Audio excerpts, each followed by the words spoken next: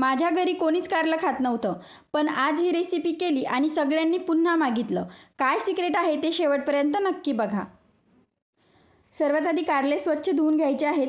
त्यावरची सर्व माती, घाण, धूळ जे असेल ते सर्व निघून जातं आणि त्यानंतर आपण ही कट करणार आहोत. तर त्याआधी एका बाउलमध्ये पाणी घ्यायचं आहे आणि त्यामध्ये मीठ घालायचं आहे. आता या मिठाच्या पाण्यामध्ये आपल्याला सर्व कारली टाकायची आहेत, पण ती कट केल्यानंतर टाकायची आहे.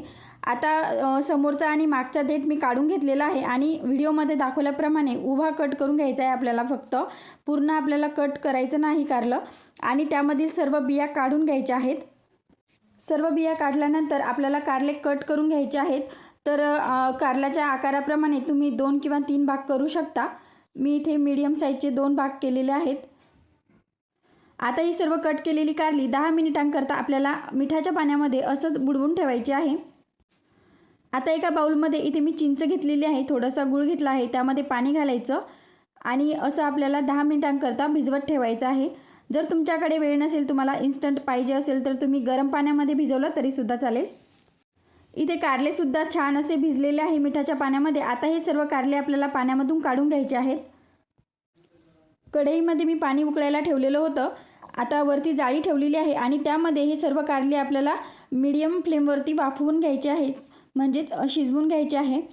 अगदी आपल्याला जास्तसुद्धा शिजवायचं नाही, नाहीतर त्याचे तुकडे पडतात. मध्ये चेक करायचं आहे, स्टिक घालून बघायची आहे ते किती शिजलेले आहेत. तर फक्त आपल्याला 60 ते 70% हे कारले शिजवून घ्यायचे आहेत.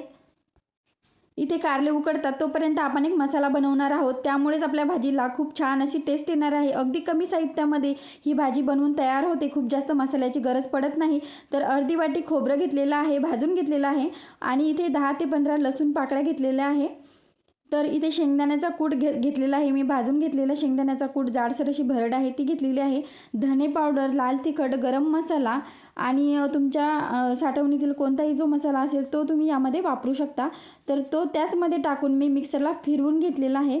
तर इथे बघू शकता आपला मस्त असा हा मसाला तयार झालेला आहे. आता एक सिक्रेट गोष्ट म्हणजे आपल्याला त्याच मसाल्यामध्ये हे चिंचगुळाचं पाणी घालायचं आहे आणि परत एकदा झाकण लावून हे सर्व एकजीव करून घ्यायचं आहे सर्व मसाला. तर आणि हो, तुम्हाला मी एक सांगायचं विसरले, त्याच मसाल्यामध्ये मी थोडंसं मीठसुद्धा टाकलेलं होतं. तर आपल्याला त्यामध्ये मीठसुद्धा घालायचं आहे, म्हणजे मसाल्याला खूप छान टेस्ट येते. आता इथे कारलीसुद्धा सर्व छान अशी उकडवून तयार झालेली आहे. त्यामध्ये सर्व मसाला आपल्याला भरून घ्यायचा आहे. दाबून दाबून मस्त असा सर्व मसाला भरून घ्यायचा आहे, गच्च असा. आता इथे थोडासा मसाला उरलेला आहे, तो सुद्धा आपण पुढे यूज करणारच आहोत. इथे कढई गरम करायला ठेवलेली होती, त्यामध्ये घातलेलं आहे तेल. आता इथे जिरे घातलेले आहेत थोडेसे, नाही घातले तरीसुद्धा चालेल. आता यामध्ये सर्व कारली एक एक करून सोडून द्यायची आहे. आता त्यावरती झाकण ठेवून मीडियम फ्लेमवरती आपल्याला ही सर्व कारली परतवून घ्यायची आहे. एक साईड परतल्यानंतर परत एकदा चेक करायचं आहे आणि दुसऱ्या साईडने परतवून घ्यायची आहे. छान असं त्याला कलर आल्यानंतर, परतवून झाल्यानंतर 2 ते 3 वेळेस मी असं ही स्टेप केलेली आहे. छान अशी कारली आपण परतवून घेतलेली आहे. तर बघा किती मस्त असं हे कारलं दिसत आहे. अगदी मस्त असं त्याला सोनेरी कलर आलेला आहे. तर तुम्ही हे कारलं चपाती, भाकरी, वरण भात याच्यासोबत असंही खाऊ शकता, याला फ्राय करून अशा पद्धतीने. आता पुढची जी स्टेप आहे, जो आपला मसाला उरलेला आहे त्यामध्ये आपल्याला हा घालायचा आहे आणि यामध्ये आपल्याला गरम पाणी घालायचं आहे, थंड पाणी अजिबात घालू नका. आता यामध्ये पाणी घातल्यानंतर आपल्याला जास्त वेळ कारलं शिजवायची गरज नाही. तर इथे मी चवीनुसार मीठसुद्धा घातलेलं आहे. आपण मसाल्यामध्ये आधीसुद्धा थोडंसं मीठ घातलेलं होतं, त्या अंदाजाने यामध्ये मीठ घालायचं आहे. तर इथे फक्त मंद आचेवरती मी 5 मिनिटे ही भाजी शिजवून घेतलेली आहे. तर बघू शकता अगोदरच आपण छान असं कारलं फ्राय केलेलं असल्यामुळे जास्त वेळ शिजवायची गरज पडत नाही. मस्त चविष्ट अशी ही आपली कारल्याची भाजी तयार झालेली आहे. बघा किती सोप्या पद्धतीने चविष्ट अशी रेसिपी आपली तयार झालेली आहे. खूप जास्त भांडी भरवण्याची गरज नाही का कोणताही मसाला जास्त करायचा गरज नाही.